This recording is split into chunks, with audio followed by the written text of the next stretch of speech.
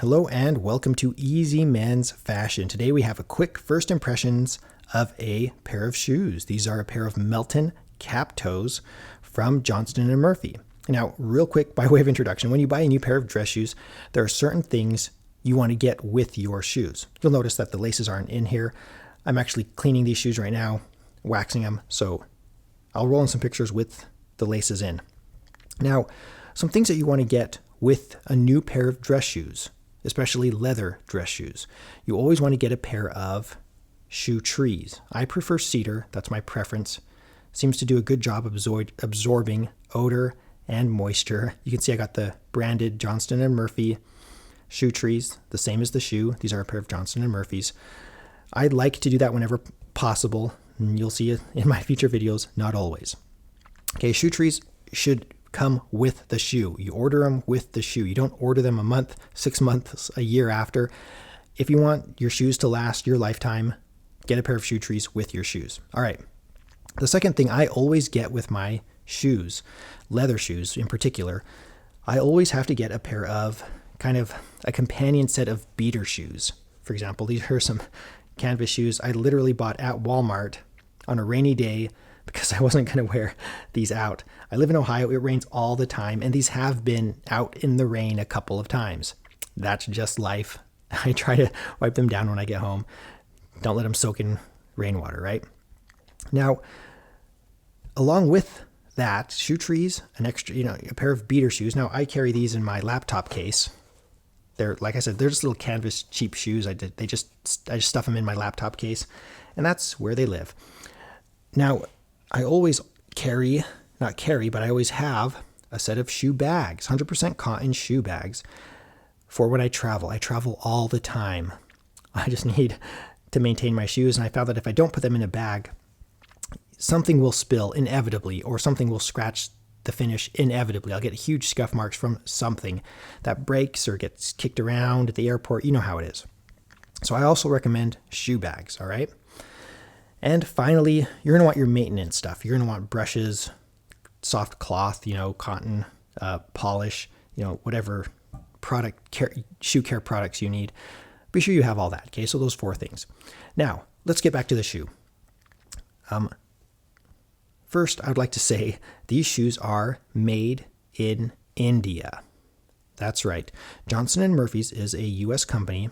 However, these particular shoes are made in India. They do offer lines of shoes that are made in the U.S. If you have that extra money, please support those lines of shoes. You can go to their website, Johnston Murphy. They're sold in various retailers around the United States. And, how do I feel about that? You'll see in future videos. I'd like to support the U.S., but sometimes I have a certain need that needs to be filled at a certain budget, and so I go with what's available.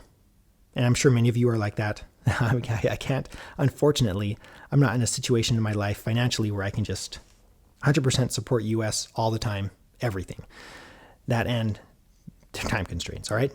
So full disclosure, made in India. Let me roll this one over so you can keep looking at these shoes.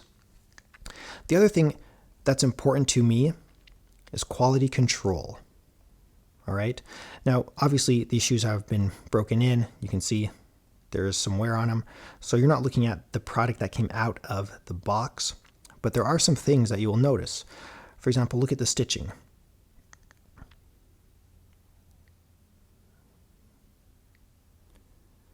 It is very elegantly stitched, all right?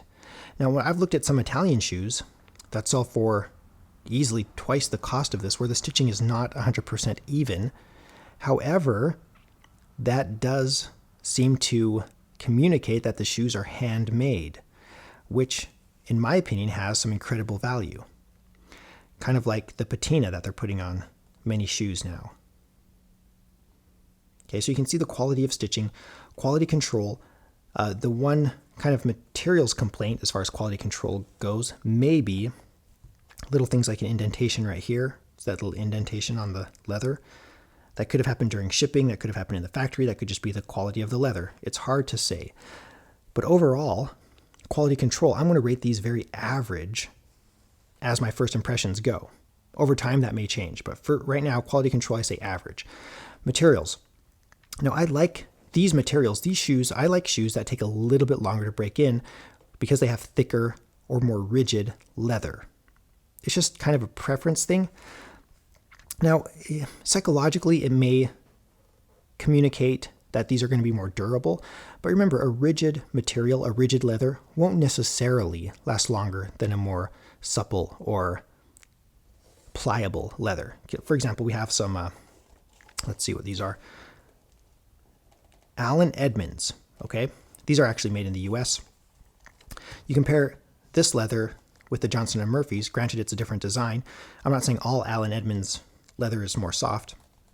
But in this particular case, these are more pliable than the Johnston & Murphy's, all right? But I prefer the more rigid leather, especially on a dress shoe.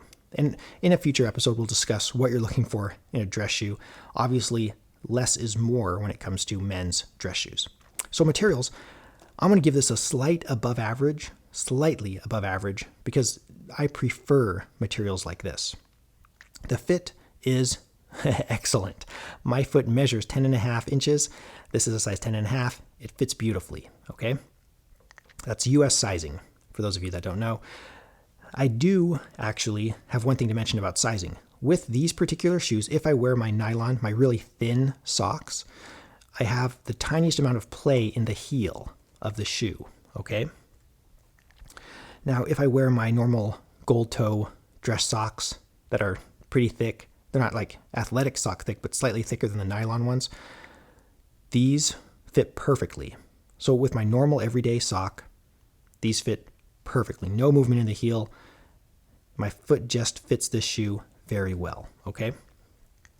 Finally, the finish. I'll roll in pictures of the finish, what it looked like out of package.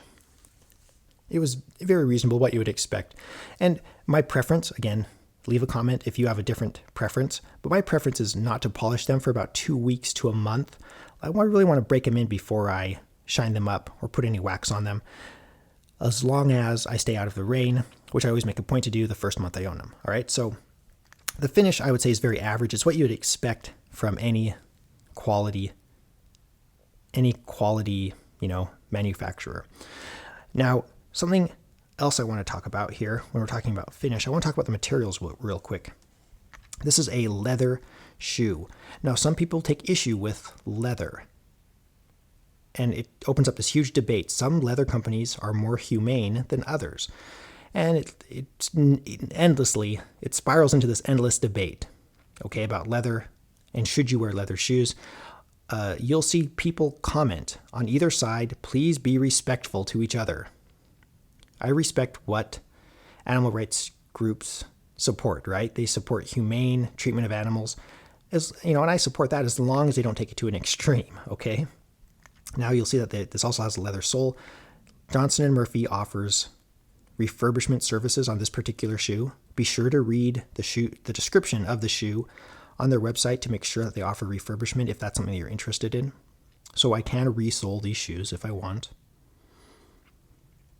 Send them in and let Johnston & Murphy do it for me. So it is full leather. All right, where are we at? We just discussed materials, full leather, and finally we're going to talk about kind of durability and wear.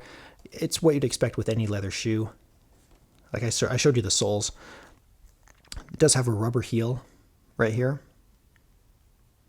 which is okay for traction. And the leather wears like you would expect any other leather to wear.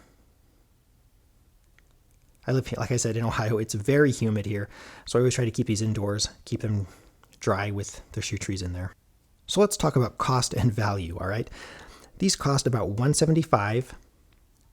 And if you're looking to get a made in the US pair of these, whether it be from Johnston & Murphy or Allen Edmonds, you're looking to spend about $375.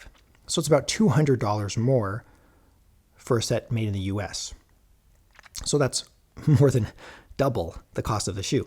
So you can see how these can kind of be priced in that lower workhorse dress shoe category. And that's why, in this particular case, for my needs, it was okay that these were made in India. Ultimately, it comes down to what you need and what you can afford. You can see, like, I have lots of shoes made in the US. When I say lots, I have a few sets of shoes that are made in the US. But at that value, for a leather-soled shoe where the company offers refurbishment services, that's an excellent value. So these are great shoes for the value. If you factor in the equation that they're not made in the US, and that's very important to you, you'll rate it lower than I will. But I want to rate these as slightly above average when it comes to value. I would consider these a high value shoe. Just my first impressions. We're going to roll in, if there's demand, with a full review with certain measurements and weight and various other things that may interest you about these shoes. But for now, I hope that helps somebody out there with your shoe purchase decision. Thank you so much for watching, and we'll be back with more awesome and easy men's fashion.